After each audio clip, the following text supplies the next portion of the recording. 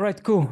So, um, what I prepared for today, it's just quick overview of NotebookLM, best practices and tips, and of course use cases, because that's the most interesting part of the product.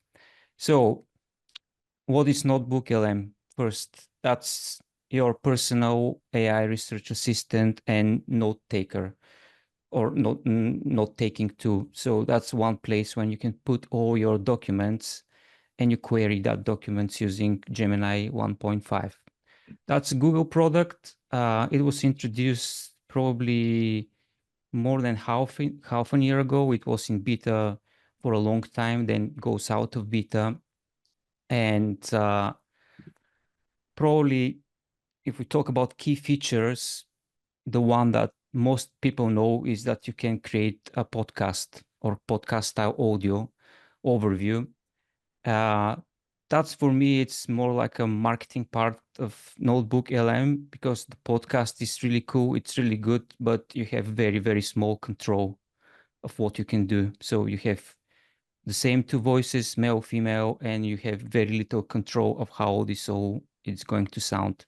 I've done a few experiments with podcasts just to restrict it, to say, okay, talk about this topic, only on this topic, try to manage a little bit the voice, the style, but they're most of the time they're staying the same. Uh, Obviously, if you put a tragic news there, it's not going to be so exciting. But most of the time, they sound very exciting and very, very excited and very kind of upbeat, which is not applicable for all the cases. But anyways, it's really good feature. I personally use that for my newsletter. So once I have the big long document, I put it in NotebookLM and create like a podcast style audio, which is fun to listen. But apart from the podcast style, you can source material and analyze those materials. You can use natural language interaction exactly the same way you interact with ChatGPT. You can create automated summary generation and study guides, frequency asked question, etc., etc. So that's the main part, the main things you can do with NotebookLM. My assumption here is that Google is going to work a little bit to update the podcast feature, because that's their unique selling point. So I assume they're going to work to make it more, to have better control, probably adding new voices or even integrate third parties like 11 Labs, or I don't know. I assume they're going to work on that. It's been out of beta probably for a few months, so it's still very, very new product. So what kind of document you can use here? So there's like a natural integration with Google Workplace, which means that you can, at the moment, import directly Google Docs and Google Slides. Sheets are not still available. I assume they're working on that. Then you can upload PDF, text, and Markdown documents, and website URL, or copy paste any kind of text. YouTube videos as well. Link to YouTube videos, they need to be public with captions, because what NotebookLM is doing is taking the text. It works with text, so whatever document you upload, it converts it to text at the end to be able to process that text and to query that text. And then the last thing is audio file. You can upload MP3 or WAV files, and they're also converted into text to be used for future. By the way, if you have any questions, you can ask me directly. You can interrupt me, no worries. So there are some restrictions of what you can do. So in every single notebook, you can have up to 50 sources, and each source can be 500,000 words. Then in terms of supporting PDFs needs to be PDFs with text inside. So if you have PDFs with images, it's not going to work, because it's trying to read text from any source you upload. And the biggest restriction for me at the moment is that you may have up to 50 notebooks per account. So that's related to your Google account. So you need to have Google account to use NotebookLM, and then in this account you can create up to 50 notebooks. At the moment, there is like you can submit a form for a business subscription for NotebookLM, but this is not still available. I submitted probably a month or month and a half ago, and I haven't heard back anything from Google till now. My assumption is that with business subscription, you may create more notebooks into your account, and also probably you may have more than 50 sources. Cool.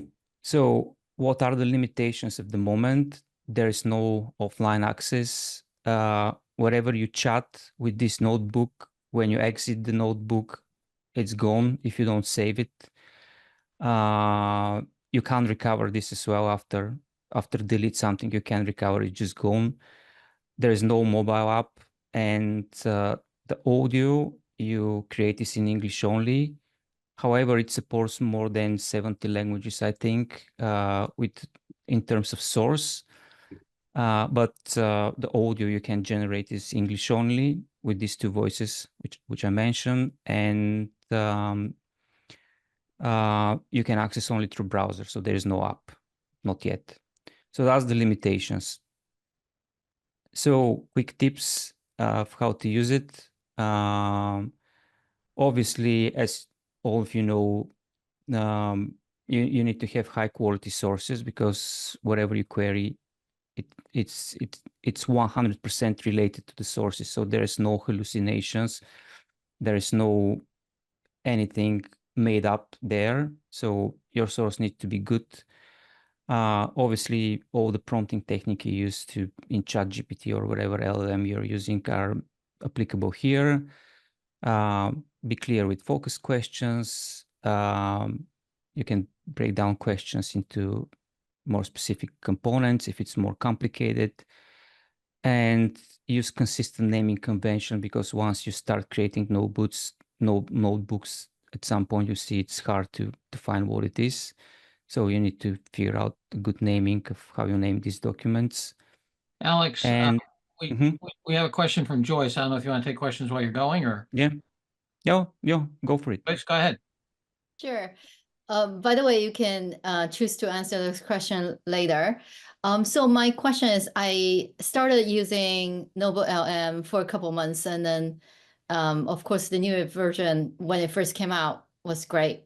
But then Claude came out with the project so that you can upload a lot of files into it as resources similar to this. And then I just find Claude, in a way, have a better sort of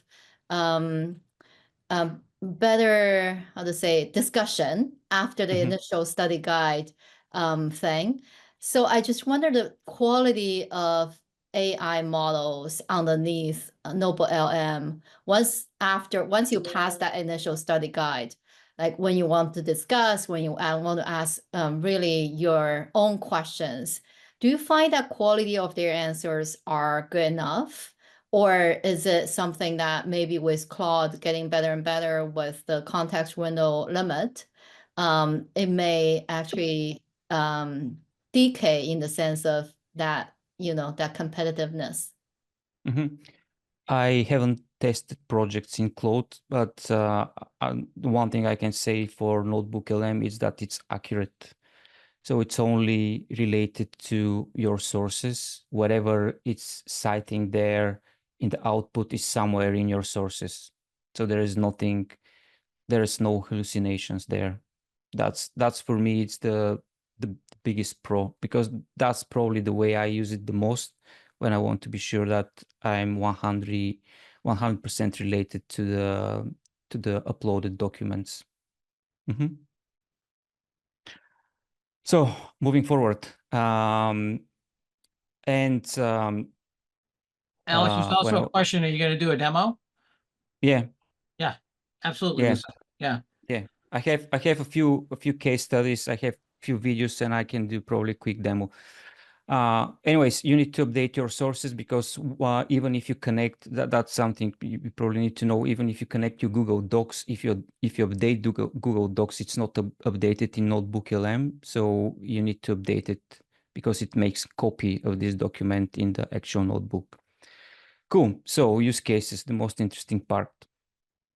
So I have few here. I think some of them are like more top level, and they can be applied in different way. And some of them are more probably related to the agency I'm working in. So we are a digital marketing agency doing paid advertising only. So a lot of our guys are using NotebookLM for different purposes. So I'll show you like a few cases. So the first thing is complex document analysis and extraction. So you can upload any kind of contracts, regulatory documents, policies, and extract key terms, obligation, and potential compliance issue. You can create the frequency asked questions, summaries, and specific information.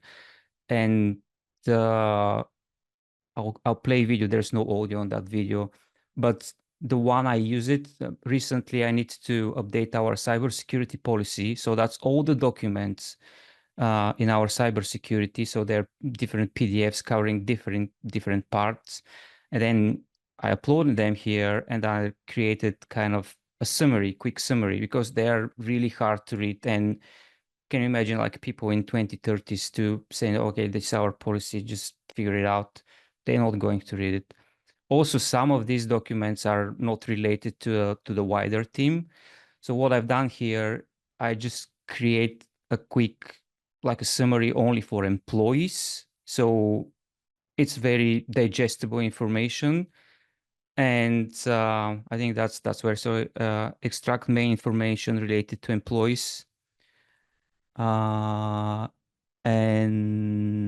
what they need to be aware of.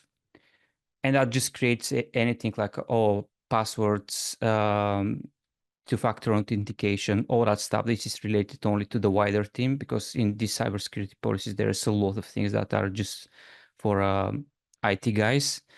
And as the summary, and also what else you can do here is you can create directly quiz on specific language level if you want, and you can send that quiz to your employees to see how much they are aware about actually the whole policy. And you can see here every single sentence there's like a number, so that's sightings from somewhere, from some document. So it's accurate. That's why I like it the most. You can get complex document, upload it there, and then get exactly what you need. So that's kind of one of the cases I found very useful, complex document. Then the other, I call that study guide, but it can be applied in different situation. So you can upload your PDFs on subject or copy paste documents, YouTube videos, help center documents. And again, you can ask any question related to the subject, create summary, study guide, frequency asked question, glossary, and podcast if you're like that kind of learner who prefers to listen. My case here is with the course I've done probably 1 week ago or 2 weeks ago. It was a Kaggle course, like a 5-day intense course on AI. And that's there, like 5 documents for every single day. Each document is something like 70, 80 pages, very intense, and like not hard to read, but a lot of information. And then I use this later on to, to find something. You can see here in the example, I think what I've done is I create a glossary with all the terms that you can see in all of those 5 documents. But as I said, each of these documents is between 70 and 100 pages. And if you search for something like what is top P, or what is temperature, or what is something very specific which is covered in this course, you can easily find it. And I think that's just like a scratching the surface about studying, because what else you can do, you can use the same strategy or logic for onboarding. Whatever is onboarding of employee, you can get all your documents, they related to your policies, your structures, guidance, or whatever, upload it here, and then you can send this, share with the new employee, and they can directly ask questions and figure out exactly what they need to know. It's the same thing with onboarding software. So I'll give you one more example, which is again part of this, like a study guide. Recently, I onboarded for the whole company Fathom, the note taker. It's very intuitive too, but anyways, I create one notebook and I share it with the whole team. So that's the whole kind of help center of Fathom. I just get all the links from Fathom, put them there in NotebookLM, and then say, that's what you need to know. That's how what your step to onboard it. And then if you have any question, you go direct and ask NotebookLM, which makes my work easier. So moving forward, let's see. That's probably the one that for me it's more interesting. So if you want to do a comprehensive research on company or person, you can use NotebookLM as a final instance to do the whole research. I can show you here example. Like even you can use different tools. So I'll go out from this and I have one prompt here. So that's for your company, John. So I want to do a comprehensive analysis of GAI Insights. I go in ChatGPT, get this. I hope it comes out well. And put search as well. So, like a company overview, industry position, finance performance, leadership, customer base, market and sales strategy, partnership, all that stuff. So you do search with ChatGPT. In this case, by the way, you can do that with Perplexity if you want to. The good thing is like you can see what is actual source. So you see different sources when this information is coming through. And once it's done, you can basically copy paste this. Obviously, you need to read it first, but read it, copy paste, and then put it into NotebookLM. On top of that, what you can do is you can let me show you if I have NotebookLM here.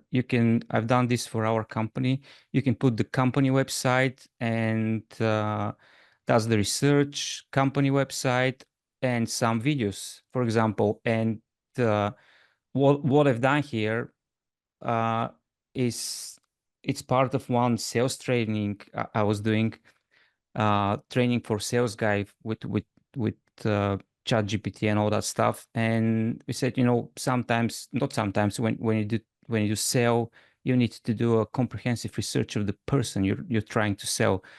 And what I've done here in this thing, I think that's the video.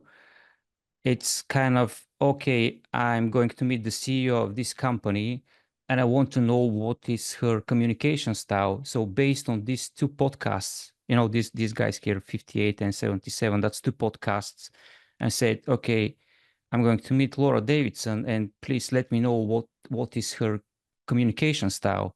And then you can see in the second, I just go through this text from the YouTube videos and just give you something which I can confirm it's absolutely correct. Obviously, if you have more sources like we do, GAI Insights, put this there, put some podcast with Paul and John, and then you can ask everything, and it's going to be very accurate from my experience. So it's really good and powerful tool for company research or person research. And sorry, so next thing I have here, okay, it's client and project management. So that's like a more specific, that's not so top level, but what I found. Alex, before we dive into this one, Lucinda has a question. Okay, cool. Yes, thank you. So, I mean, for that research one, like, how would that be different than just using ChatGPT or Search GPT? Like, what does NotebookLM offer that's different from that? Because you can add multiple resources at one place. Once what we've done with ChatGPT is just do a research, and that's just one part of the whole thing. Now imagine you can upload or link 10 YouTube videos. You can't do that in ChatGPT. All these videos have a lot of information, like videos with the founders or with podcast or whatever. You can put the website of the actual company and some other sources and resources, and then they go into one pot. It's kind of, for me, it's like a one topic you can query properly. At least that's how I find it useful. Okay. Does that make sense? Yeah, yes. I mean, for sitemaps and things, you can just put a sitemap into ChatGPT and say, or a search GPT and say, here, like, here's the sitemap for, Amazon documentation for Q business or something. And then it'll actually go find all that stuff. But the thing, I hadn't tried anything looking at YouTube videos, and there are actually a lot of podcasts that I do watch on YouTube. And so that would be useful to be able to just say, I'm looking for this, and here are my favorite sites. So can we, just go look at my favorite sites, my favorite podcasts, look through the episodes and find the things that I'm looking for. So you think you could do that? Yeah, I think the power is to combine different kind of mediums, let's say, and sources, because you can combine in one place text, video and sound and audio. These three things going into one place, and you can query this one place with whatever question you have, as long as the answer is in the source. That's the other thing. It's just going to answer you if the answer is there. If it's not there, say there's no information about that. Which Oh, I it's kind of also like a RAG for the web in a way.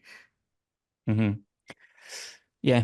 So my next example is for client and project management. So that's very specific case for our agency. So you can import the campaign brief, the media plan, all the communication between us and client, transcribe a phone calls, website URL of the client, and then some official videos of the brand or whatever, podcasts, and then put this all together, and then you can ask any question about this campaign.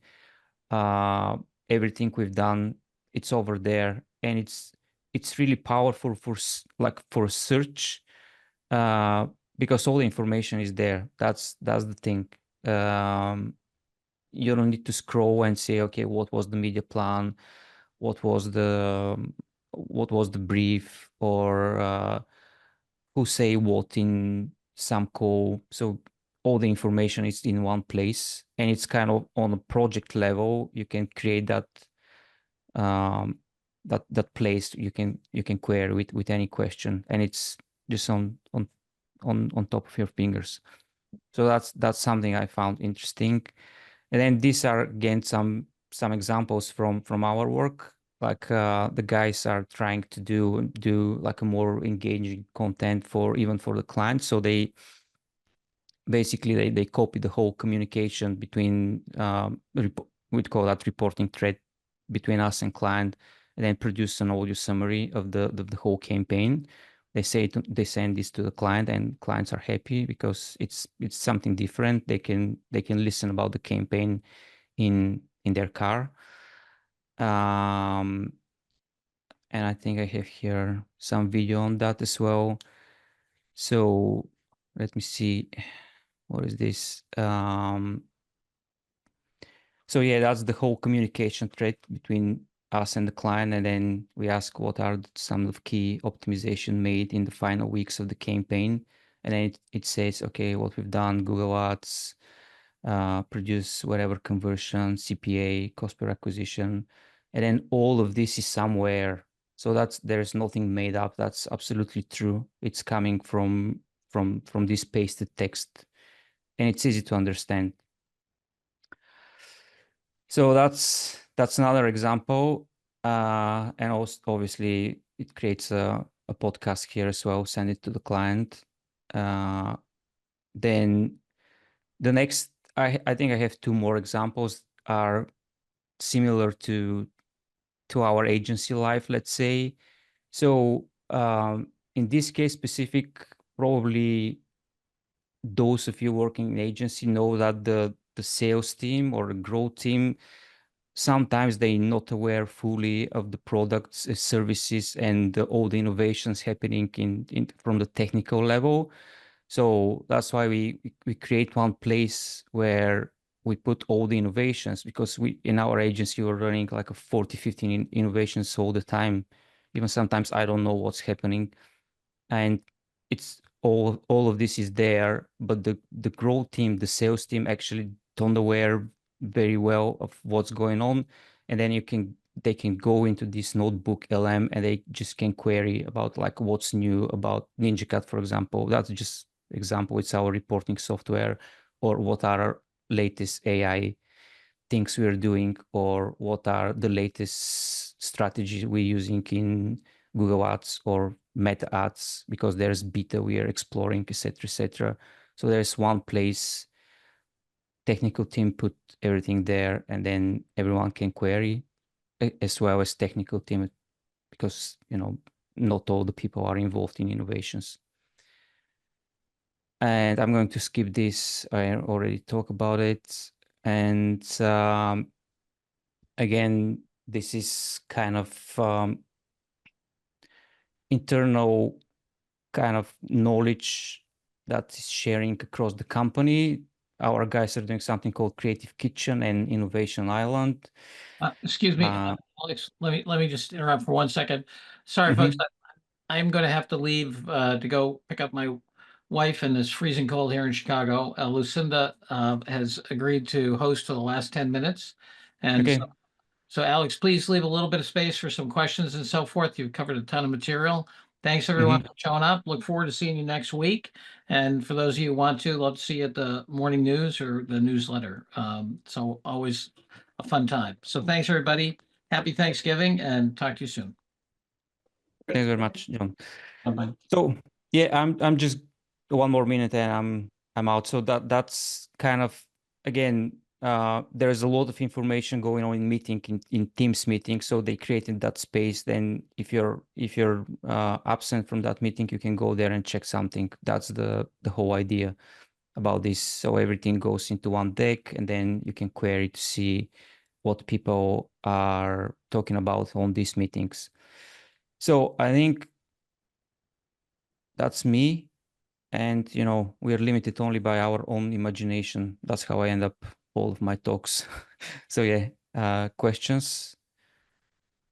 All right, thanks very much, Alex. All right, if people have questions, please raise your hand using the little hand raising thing there at the bottom.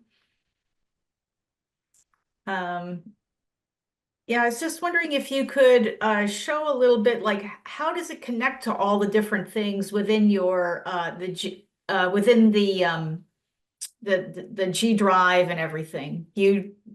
How do you make those connections to the various data sources, and how do you control access for people? Okay. Oh, let me see. So you can see my screen now, right? Yep. Okay, so that's how the interface look like. So you create new, and then here you can put Google Drive document. So you browse to the document, wherever is that, for example, this document. Right, You so can you're insert essentially it. creating a little RAG in a way, right? You're saying, Exactly. okay, Yeah, that's a little rack, but it's really easy because you don't have, for example, like a main instruction prompt. Everyone can do it. You can put all your sources here and you just start query them. That's it. So and let me see. And then if you want another source, you click on plus, you select Google Slides, you put link or YouTube video, or you just basically paste text. And that's how you create all the sources here. Obviously, you can rename the source if you want, and you can add a note. For example, you can add your note. Some of the things our guys are using here is just they put their prompts here. They say how we can store our prompts and say, okay, use the notes, and then you can put note here. You can delete note. Once you query something, I mean, I'm not doing anything obviously now, so yeah, that's not going to Okay. work. I'll let somebody else ask a question. Tim? Yeah, a couple of quick things. So the audio, when you say make an audio, is that the podcast kind of thing, or does it offer other audio options? I missed that. Yeah, that's where you create the audio. So it's based on the documents you have here. And you can just click generate, and it's going to take into consideration only this document. If I have like a YouTube videos or whatever, it's going Yep. to take into I consideration all understand of. it's specific to the documents. I was confused as to whether there was more than one audio format. I know it can create the podcast. Is there any other audio format it can create, or when you said that, were you just referring to its little talking podcast between the man and the woman? No, that's the only thing you can do. Okay. That's the only thing. And does it cost money? No, it's free. Okay, so right now it's free. Right now it's free. Yeah. But you said you didn't have it on a business subscription. So if you're in a Google Workspace, a business Google Workspace, do you know if it's even available? Because I have Google for Business, and I often find that the consumer version gets things way ahead of the business version. I can look and see. Yeah, I think it's available for everyone, and the Okay. functionality is exactly the same. They have here, if you go to NotebookLM, so if you go here, they have business, and then they say join the pilot. That's what they have at the moment. Okay. Okay. Yeah, I'm trying to remember my last question, but I can't, so I'll yield the floor. All right, Patrick? Hi, Alex. Thank you very much. This was very informative. I've just played around with the NotebookLM a bit, but not to this extent. So it's nice to see these use cases and examples. So really appreciate that. One of the things I wanted to ask you, since you're using this for your business needs, are there any security concerns? You're uploading documents. Are you uploading proprietary documents of any sort? What are the access controls to Lucinda's previous questions, and what are the security measures when you're putting these documents up into Google Cloud? Are there any concerns, or what, and how do you counter those concerns? Okay, yeah, I know what you're asking. So for me, it's not a problem because we use Google Workplace. So we are in the Google space, generally speaking. So we use Google Drive, Google Docs, Slides. That's our like office suite. Apart from that, NotebookLM, it's claiming that they're not using any of the documents for any training of any LLM. That's what they say. So because of that, I don't have any concerns with proprietary data. Okay. Because there's like a two protection. The one is that they're not using this for training, or they claim for that, and the second is that we are using as generally Google Workplace as a main tool for the business. Okay, great. Thank you. Great. All right, Tim, looks like you get round two.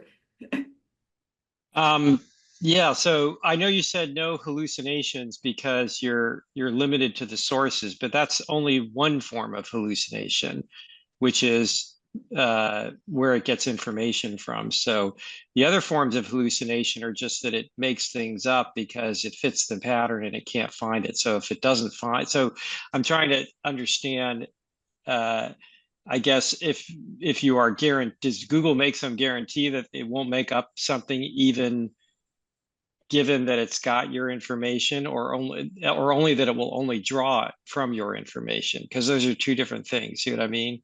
Yeah. Like if it doesn't find what you want, it could make something up anyway. It's not going to make it up based on something out on the internet. It could just make it up because it's missing from your stuff and you asked for it. Mm-hmm.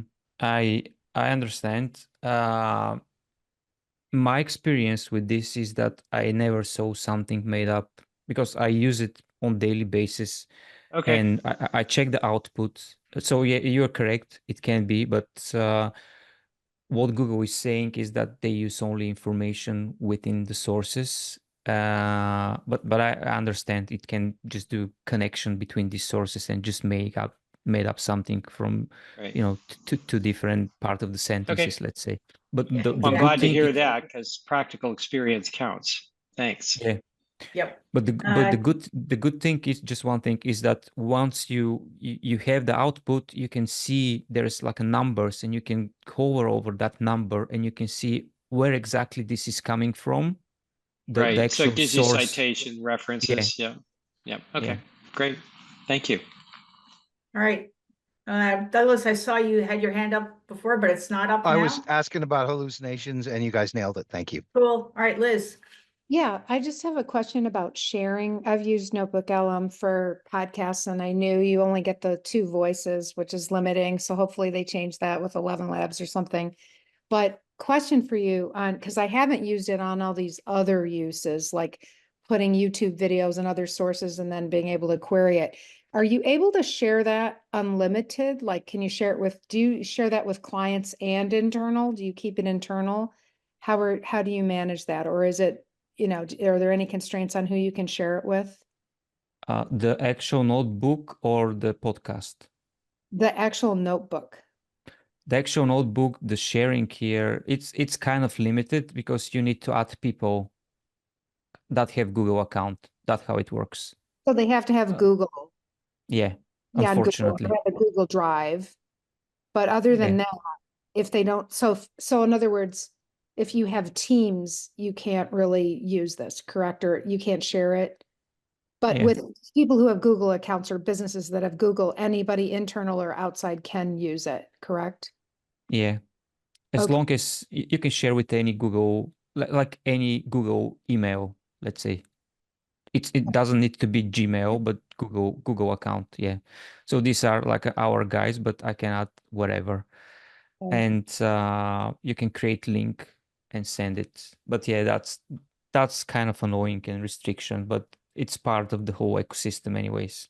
Yeah, I mean, there's always Google and Teams are never nice to each other. But also in this, are you sharing with clients? Just curious. I'm doing some experiments. I'll share with you what exactly we've done recently. So we've done one very comprehensive audit for a client, and we end up with a document of 75 pages. And I said, okay, let's share this document, this PDF with the client, but also let's create one NotebookLM and share the actual NotebookLM as well with the client with this only document inside, so they can go there and and query whatever they want, ask any question. So it kind of package with the actual analysis plus attach small rack system that they can use out of the shell. Nice. Okay, interesting. I have not used it to this extent, so this was very eye-opening. Thank you so much for sharing. All right, Alex, thank you very much for giving this really interesting presentation and really the extensive way, all the different ways that you can use NotebookLM. This is really great. So I'll just do like 1 or 2 minutes of open call. Does anybody have anything they want to address to the group or say or share or anything like that? Alex, is it possible to get a copy of the deck that you just went through, or do you rather not? Yeah, no worries. Yeah. Perfect. Do I need to Thank send you. it to Paul or what? I mean, Lucinda, probably you can instruct me what I need to do. Yeah. Guess let's see. I guess the thing, I mean, if you want to do it directly, there's like somewhere like I 30 would people. send it to Paul, right? Send it to Okay. Paul. Yeah, Yeah. send it to Okay. Paul and he can How about- distribute it. He How can about make it putting on the- available on the just it'd be great because he's going to do the LinkedIn the Learning Lab recording on YouTube. Yeah. So that can be part of that in the comments. So that'll be Or great. maybe the Slack channel. Yeah, or the Slack channel. Yep. Yeah, Yep. I think I'm not part of that Slack channel, but I'll share it with Paul. Yeah, And share it then with Paul. Yep. All right. Well, great. All right. Thanks very much, everybody, for coming to Learning Lab. And yeah, if you missed it or if you have friends who missed it, then just let them know it's on YouTube.